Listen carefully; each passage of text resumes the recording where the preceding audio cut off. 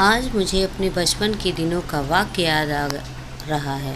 तब मैं स्कूल में पढ़ता था। दोपहर में स्कूल से आने के बाद खाना खाकर सो जाया करता था। शाम के समय मुझे घर से बाहर खेलने की इजाज़त मिलती थी। उन दिनों मेरा एक दोस्त था जो उम्र में मुझसे बहुत बड़ा था। यूँ कहें कि वह कॉलेज में पढ़ता था। वह शाम में अपने पिता की किताब की दुकान संभालता था। उस किताब वाले से मुझे अच्छी खासी दोस्ती हो गई थी। मेरा ज़्यादातर शाम उसी की दुकान में बीता करता था। वह मुझे रामायण और महाभारत की कहानियाँ सुनाया करता था। कर्ण के बारे में इतना सुंदर वर्णन करता था कि मैं मंत्रमुग्ध होकर सुनता था। हमें लगता था कि उसे बहुत ज्ञान है। उससे हर विषय पर बात करने में बड़ा मज़ा आता था।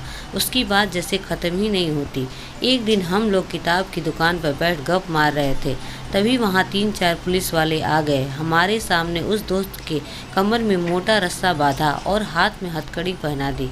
वहाँ बहुत भीड़ लग चुकी थी। मैं हक्का बक्का सब देख रहा था। मुझे समझ में नहीं आ रहा था कि पुलिस उसे क्यों पकड़ कर ले जा रही है। तभी लोगों को कहते सुना कि भगवान दास ने मर्डर किया है, इसीलिए उसे जेल जाना पड़ रहा है। मेरा बचपन वाला दिमाग कुछ समय के लिए शून्य हो गया। मेरे मन में एक ही सवाल था, इतना ज्ञानी आदमी, इतने अच्छे आचरण वाला इंसान किसी की हत्या कैसे कर सकता है। लेकिन कुछ दिनों के बाद संयोग से मेरा वह ठिकाना छूट गया, क्योंकि हमारा परिवार खगौल से रांची शिफ्ट हो गया था। फिर मैं बड़ा हुआ, पढ़ाई पूरी की और बैंक की नौकरी में आ गया। वो पुरानी बातें सब भूल चुका था। बैंक में काम करते हुए कभी कभी परेशानियों का सामना भी करना पड़ता था। उन दिनों मेरा मन बहुत उदास रहता था, क्योंकि बहुत सारी व्यक्तिगत परेशानियों से घिरा हुआ था। इसके अलावा मुझे उम्मीद होते हुए भी मैं इंटरव्यू में अच्छा नहीं कर सका और मेरा प्रमोशन नहीं हो सका। यह मेरे लिए किसी सदमे से कम नहीं था, क्योंकि बहुत मेहनत करने के बाद सफल नहीं हो पा रहा था। तब से मैं भाग्य पर बहुत विश्वास करने लगा। मैं समझता था कि मेरा भाग्य ही खराब है। मैं छुट्टी लेकर पटना अपने घर आया हुआ था। मानसिक परेशानी के कारण मैं हमेशा उदास रहता था।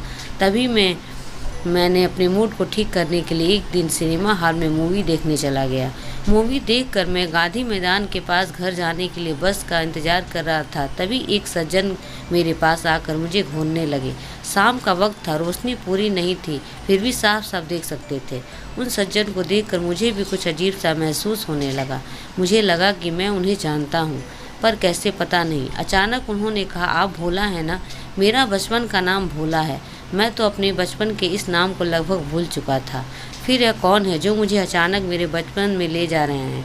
फिर उसने कहा, मैं भगवान दास हूँ। मैं उस नाम को सुनकर लगभग उछल पड़ा। मैं लगभग 25 साल पीछे चला गया।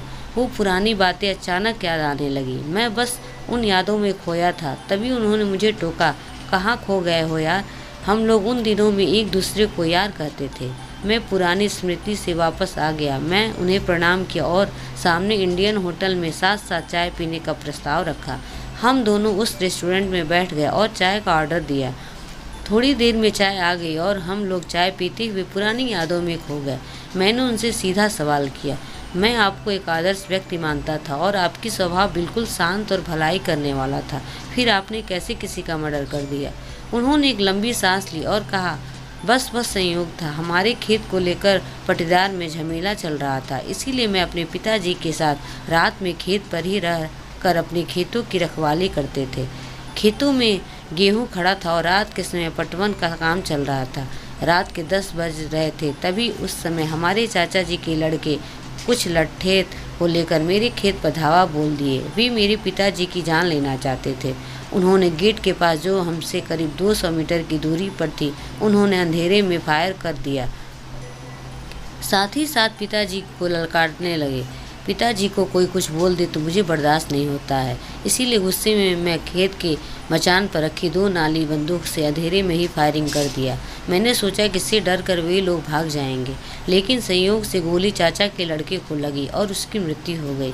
फिर दोनों तरफ से फायर हुआ, लेकिन इस बीच में गिरफ्तार हो गया। उसके बाद केस चला और मुझे मर्डर के इल्ज़ाम में उम्र कैद की सज़ा हो गई। उनकी इस दुख भरी कहानी को सुनकर मेरी आंखों में आंसू आ गए।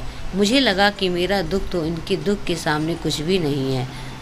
इस तरह अचानक कर्म और भाग्य पर बात शुरू हो गई।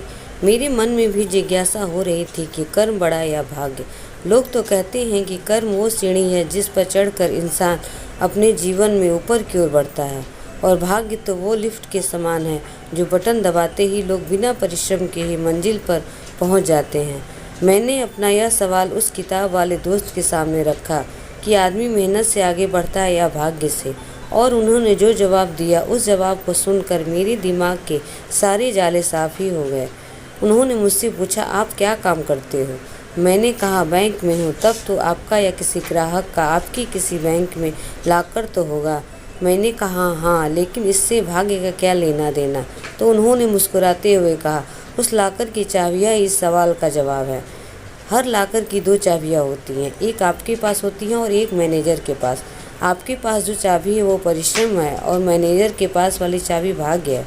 जब तक दोनों चाबियाँ नहीं लगती लाकर का ताला नहीं खुल सकता। आप एक कर्मयोगी पुरुष हैं और मैनेजर भगवान।